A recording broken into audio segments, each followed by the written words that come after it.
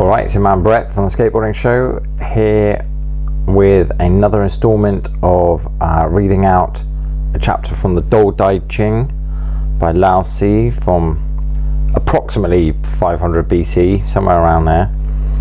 Again, educate yourself about him and the teachings of Taoism, although it all comes from this book. So this is just my interpretation of it. I am not a Taoist scholar or philosopher. I have an interest in it. I have an interest in skateboarding. I'm trying to bring the two things together just because if you're not interested in this sort of thing, then you obviously don't have to watch or listen to this. I am super over analyzing this because that's what I do and that's who I am, so that's what I have to offer. I'm not going to try and be anything that I'm not.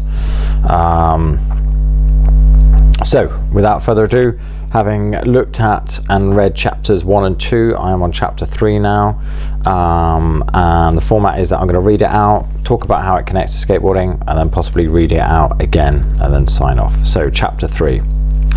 Not honouring those who are esteemable ensures that the citizens do not strive.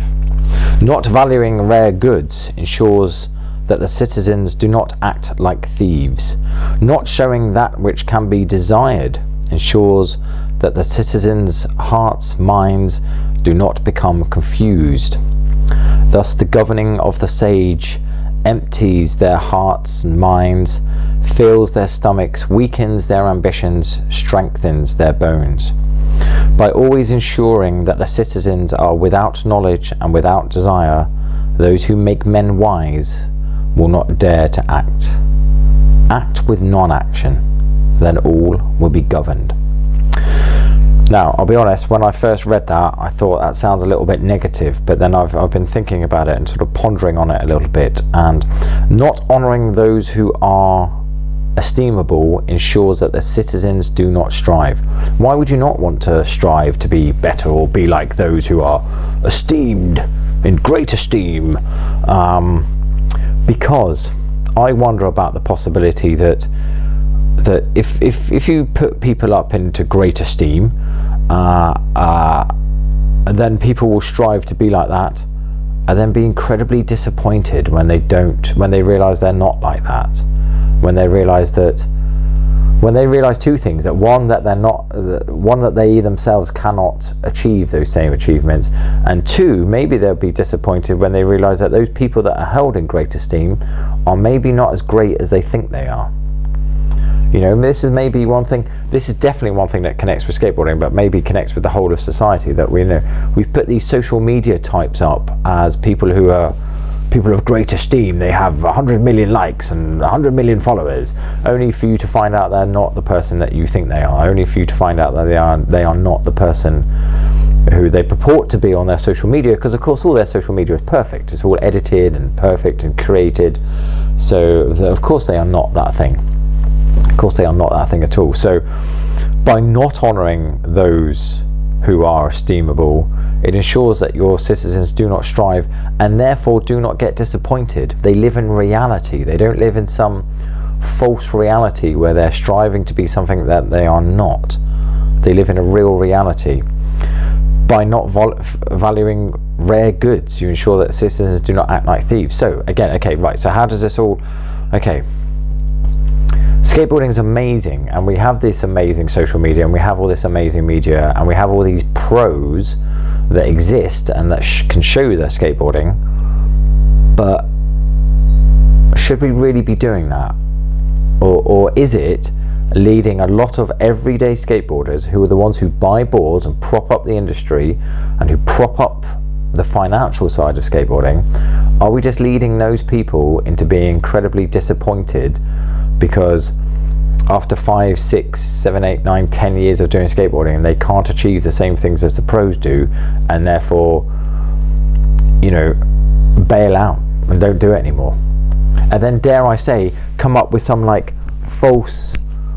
falsehood about why they don't skateboard anymore, because nobody actually wants to say, well, I bailed out of skateboarding because I can't do it as well as the pros, or I can't do it as well as all those people that I saw in magazines or on Instagram or on TikTok or on the videos or on the edits I saw. Nobody wants to say that, so people come up with some tosh about why they don't skateboard anymore.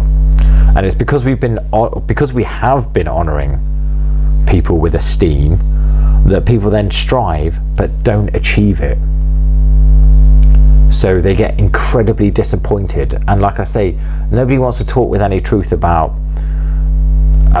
why they bail out of skateboarding. You know, people heal. You don't have to leave skateboarding because you got injured, unless it's like life-changing or you know, whatever. Like Jesus, like Cardiel's got back on a board, man, and he was told he would never walk again. But there you go, see, I'm holding him in esteem. I might strive to be as good as Cardiel and never will be, so I'm just setting myself up for a whole load of disappointment. And it's all well and good. I know there's going to be a lot of people who go, I don't try to be as good as anyone else, I'm just myself. Don't give me that rubbish. Like, you're just saying that because of what I've just said now. You're just saying that to make yourself feel okay.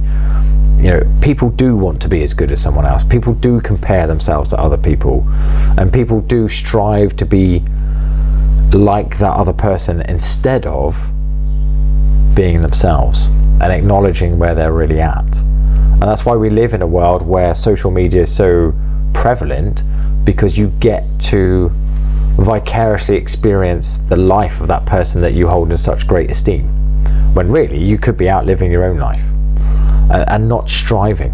So actually, not honouring those who are esteemable ensures that the citizens do not strive, and therefore become disappointed when they don't achieve it.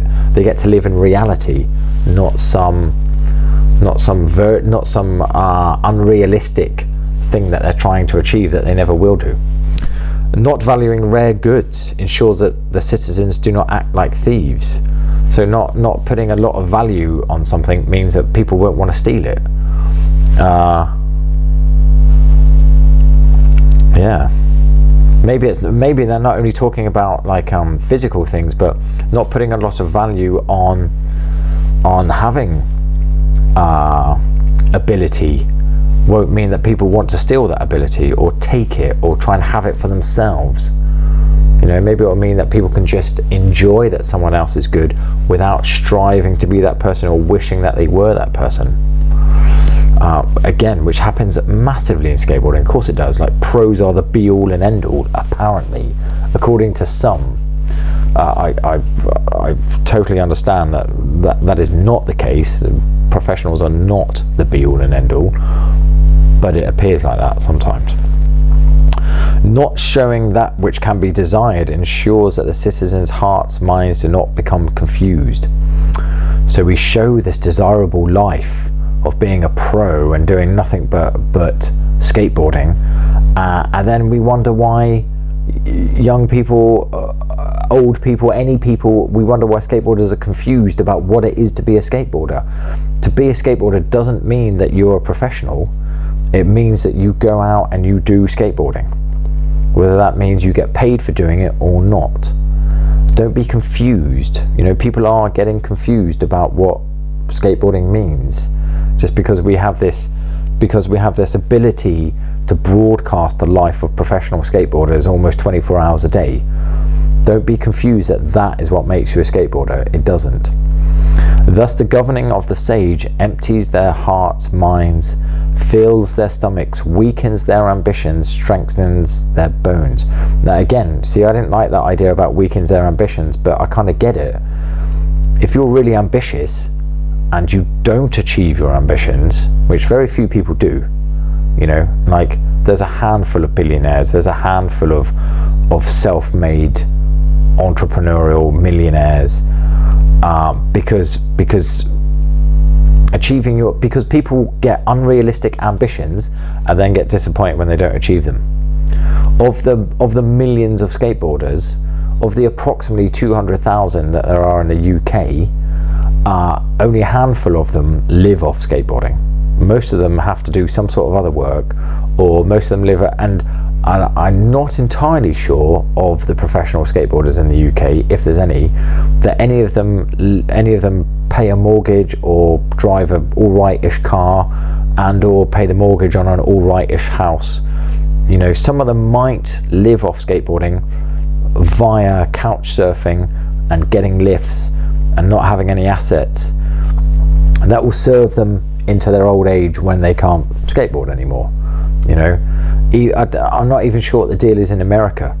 So it's very, you know, having ambition is great on the one hand if it's realistic. If it's, and maybe therefore that's a goal, which is very different from an ambition. An ambition might be something that's completely so unrealistic that is not even, that you're just setting yourself up for disappointment, basically. By always ensuring that the citizens are without knowledge and without desire, those who make men wise will not dare to act. Now, again, I'm not, there's a couple of different ways of interpreting this, but by always ensuring that the citizens are without knowledge and without desire. So without the desire to do even better than you're already doing, you know, maybe there is something in that idea about, you know, if we didn't know what amazing things a professional skateboarder could do, we wouldn't feel so bad about our own skateboarding. And maybe we'd be able to feel good about our own skateboarding. Maybe this is just my story, I don't know. If you can, maybe you can relate to this, maybe you can't. Maybe, and dare I say, you know, like I say, I think some people are a little bit delusional about how happy they are with their own skateboarding because they're still trying new tricks. People want to do better, of course they do. You know, I think some people are a little bit delusional about their ability and about their enlightenment. About, I'm totally happy with myself, man. Like, are you really though? Because if you were, then why are you telling me about it? Why are you not just experiencing that? And so this is, I think this is what this is getting at about without knowledge and without desire.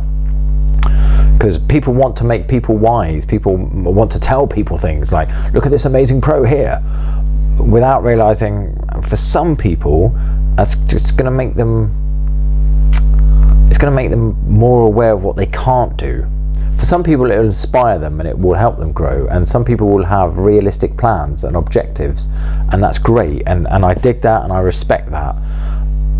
I'm shouting out and sort of, I'm here representing those who don't feel like that. I'm here representing those who are saying, I love that pros exist and it's brilliant, and seeing a pro skate is an equally inspiring thing for me, and on the other hand, equally something that makes me just go, oh my god, I'm never going to be that good. That's so disappointing. I'm such a worthless piece of shit, because I've had a desire to strive to be something that I can't be. So instead of just enjoying my skateboarding and where that's at, I'm now confused. I'm left with confusion. You know, it says something here about that, doesn't it? It says about not showing that which can be desired ensures that the citizens' hearts / minds do not become confused. My heart and mind becomes confused when I look at a really good pro and go, oh my god, that's really amazing, but oh my god, I'll never be that good. What's that mean then in my, what's that mean for me? Like, that's so confusing, because I'm sort of partly inspired by it and partly put down by it and partly like downhearted by it. So not showing that which can be desired ensures that the citizens' hearts, minds do not become confused. Okay, so last line, act with non-action, then all will be governed. So again, we come back to that thing that was talked about in chapter 2 about maybe if I just relax and I just allow all those thoughts of whether I'm good enough or not good enough, or whether I can compare to XYZ pro or whatever, maybe if I can quieten all those down and I can just allow the skateboarding to come through me, then perhaps I can govern myself. Perhaps I can have some calmness. Perhaps if we can remember that pros are are inspiring, but they're not what we should strive to be. We should just try to somehow strive to be ourselves, not even strive to do that. We should just be and exist without too much unrealistic ambition, without too much unrealistic striving, which will do nothing but cause disappointment. Then perhaps we can sort of govern ourselves a little bit better. Of course, we're not going to, because the industry requires us to strive to be like a pro, because otherwise why would we go and buy their kit? But that's a different story. This is the story of how the Tao Te Ching relates to skateboarding, and there's a possibility that what this chapter is trying to tell us is that by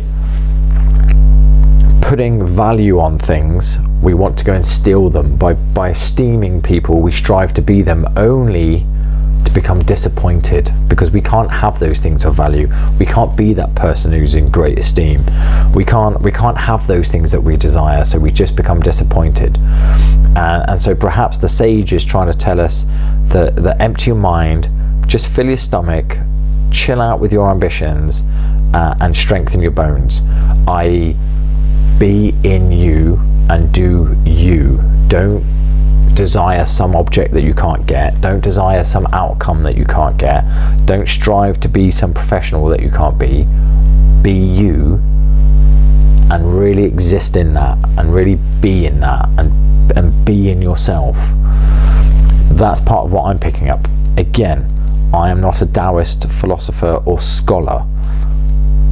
I've been reading this for a couple of decades, and I like it, and I like skateboarding, and I'm just postulating on the idea of bringing these two things together. If you are a Taoist philosopher or scholar and you wish to contact me, then do. If you want to go for a skate, then hopefully I'll see you at a skate park. I am just presenting some things for you to think about. I'm not presenting an answer. These are not an answer. I do not have the answer. These are just simply something for you to think about, because that's one of the things that skateboarding introduced me to, was the idea of an open mind and of questioning things and not just accepting an answer. So I am presenting these as an idea. So this has been chapter 3 of this particular copyright-free translation of the Tao Te Ching. Chapter 3, which is not honouring those who are esteemable, ensures that the citizens do not strive. Not valuing rare goods ensures that the citizens do not act like thieves. Not showing that which can be desired ensures that the citizens' hearts, minds do not become confused. Thus, the governing of the sage empties their hearts, minds, fills their stomachs, weakens their ambitions, strengthens their bones. By always ensuring that the citizens are without knowledge and without desire, those who make men wise will not dare to act. Act with non-action, then all will be governed. Thank you for listening. This has been chapter 3. If you've enjoyed this, then stay tuned. Sure, I will be reading out chapter 4 very soon. Thank you. Go skateboarding. That's what this is really all about. And like I say, this is just to encourage some thought, for you to think for yourself and contemplate this stuff for yourself. I'm not asking you to agree with it. I do not wish you to become a follower. I do not wish for you to convert from any philosophical, spiritual or religious viewpoint that you have. I am simply putting this forward and connecting the Tao Te Ching to the wonderful, incredible phenomena that is skateboarding. Thank you very much. See you later. Bye bye.